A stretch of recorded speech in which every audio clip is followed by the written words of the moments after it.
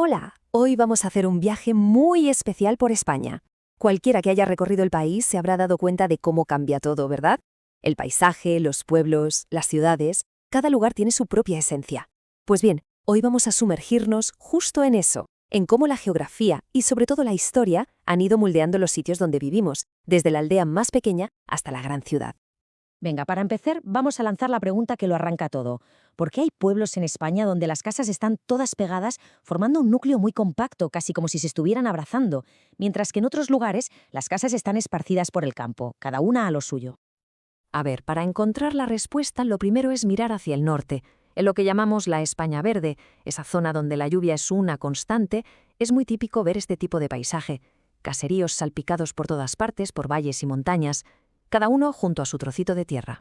Pero, ¿qué pasa si viajamos al sur, a ese paisaje seco bañado por un sol potente?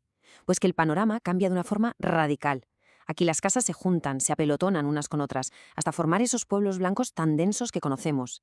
El contraste es brutal. Y esto nos lleva a nuestra primera gran parada, la España rural y sus dos mundos. Vamos a intentar desentrañar el porqué de esta división tan marcada en la manera de vivir en el campo. Bueno, si nos ponemos un poco técnicos, los geógrafos hablan de tres modelos. El primero es el poblamiento concentrado, que es el que veíamos en el sur, con todas las casas agrupadas.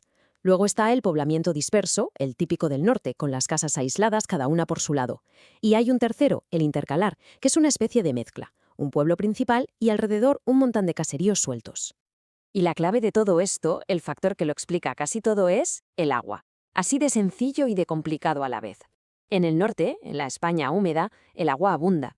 Por eso, cada familia podía tener su casa al lado de sus tierras sin depender de nadie más. En cambio, en el sur, en el Mediterráneo seco, gestionar el agua y las tierras de regadío era un desafío enorme. Hacía falta que toda la comunidad se organizara. Y eso, claro, les obligaba a vivir juntos. Vale, dejamos atrás el campo y damos el salto al asfalto, al mundo urbano. Ahora el viaje nos va a llevar a través de los siglos para descubrir cómo nacieron y crecieron las ciudades en España, desde que eran un simple campamento romano hasta convertirse en las metrópolis que conocemos hoy. Un momento, antes de seguir. ¿Qué es exactamente una ciudad en España? Para que un sitio sea considerado ciudad, tiene que cumplir tres criterios. El primero, la población, más de 10.000 habitantes. El segundo, la forma, la morfología. Tiene que haber una alta densidad de edificios. Y el tercero, la función. Su actividad principal ya no es la agricultura, sino que se dedica a la industria y sobre todo a los servicios. La historia de nuestras ciudades es como una cebolla. Está hecha de capas. Los romanos las fundaron para controlar el territorio. Con la llegada de Al-Ándalus resurgió la idea de la gran ciudad. En el siglo XVI, el comercio con América provocó un boom increíble, con Sevilla como protagonista. Ya en el XIX, la industrialización tiró abajo las murallas para crear los famosos ensanches, y el estallido final llegó con el éxodo rural, entre los años 50 y 80 del siglo XX. Y al hablar de Al-Ándalus, ojo, porque aquí hay que pararse. Hay que hablar de un caso que es sencillamente de otra dimensión. Hacia el año 1000, Córdoba, la capital del califato, no era una ciudad importante más. Era probablemente la mayor metrópoli del planeta. Y aquí va el dato, la cifra que lo pone todo en perspectiva, 450.000. Esa es la población que se estima que llegó a tener Córdoba en su apogeo. Para que nos hagamos una idea, es muy posible que fuera la ciudad más poblada del mundo en aquel momento. Un esplendor que no se quedó solo en los libros. Todavía hoy se puede sentir al pasear por su mezquita o al perderse por las callejuelas de la judería. Muy bien, pues pasemos de la historia a la estructura, porque si uno coge el plano de una ciudad española de hoy en día, puede leer su crecimiento como si fuera un libro abierto, con capítulos muy diferentes. Por lo general, una ciudad española típica se compone de tres grandes partes, como tres capas de tiempo una encima de la otra: el casco antiguo, el ensanche del siglo XIX y la periferia moderna. El casco antiguo es el corazón, el núcleo original de la ciudad, el que antes estaba rodeado de murallas.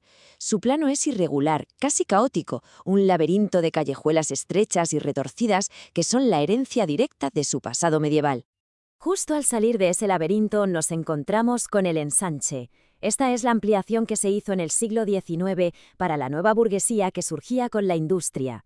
Aquí el caos medieval desaparece por completo y da paso al orden. Un plano en cuadrícula, con calles rectas, anchas, todo perfectamente planificado.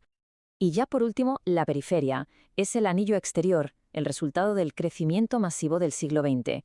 Aquí se mezcla todo, barrios residenciales, polígonos industriales y grandes autovías. Es, sin duda, la ciudad que ha sido moldeada por el coche. De acuerdo. Ya hemos visto la ciudad por dentro, la hemos diseccionado. Ahora toca hacer lo contrario, alejarnos, coger altura para ver el mapa completo y entender cómo todas estas ciudades se conectan entre sí hasta formar una red enorme y complejísima que abarca todo el país. Y aquí está la idea fundamental. Las ciudades no son islas, para nada. Funcionan como los nudos de una gigantesca red, un sistema que está interconectado y que organiza y estructura todo el territorio español. Y esta red, por supuesto, no es igual por todas partes, tiene una jerarquía muy clara. En la cima estarían las grandes metrópolis nacionales, como Madrid y Barcelona, que son los auténticos motores del país. Un escalón por debajo, las metrópolis regionales, pensemos en Valencia, Sevilla, Bilbao, que son las que organizan sus comunidades autónomas. Y a partir de ahí, una red muy extensa de ciudades medianas, que son los centros de servicios para sus comarcas. Para entender bien cómo funciona esta red, hay algunos conceptos que ayudan mucho. Por ejemplo, el área metropolitana, que es la gran ciudad y todos los municipios de alrededor que dependen de ella para trabajar o para acceder a servicios. Luego está la conurbación, que es lo que pasa cuando dos o más ciudades crecen tanto que acaban tocándose, fundiéndose en una sola mancha urbana. Y por último, la jerarquía urbana. Y esto no es solo por tamaño, es por influencia. Pongamos un caso práctico. Alguien que viva en una ciudad mediana, como puede ser Ciudad Real, depende de ella para su día a día. Pero si necesita ir a un hospital muy especializado o a un concierto internacional, lo más seguro es que tenga que ir a Madrid. Así funciona la red. Es un sistema de dependencias que lo conecta todo. Así que hemos viajado desde la España rural, esa que fue moldeada por la lluvia o por la falta de ella, hasta la ciudad actual, que es como un libro de historia donde han escrito los romanos, los musulmanes o los industriales del XIX. Cada calle, cada plaza es un eco del pasado. La gran pregunta que queda flotando es, si la historia ha dibujado así el mapa de España, ¿qué fuerzas, el cambio climático, la tecnología, las nuevas formas de trabajar, lo están redibujando ahora mismo, de cara al futuro?